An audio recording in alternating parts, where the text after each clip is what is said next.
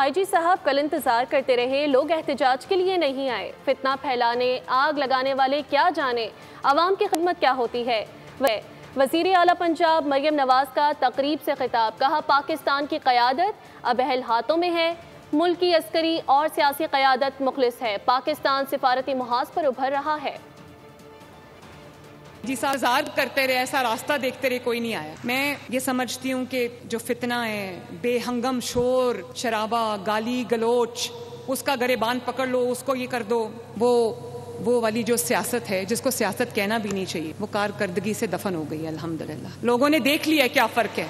तो मैं आप सबसे ये कहना चाहती हूँ, फसाद फैलाने वाले क्या जाने कि खिदमत का मज़ा क्या होता है। अल्लाह ताला का ये बहुत शुक्र है कि पाकिस्तान की क़यादत आज न सिर्फ मुखलिस हाथों में बल्कि अहल हाथों में है।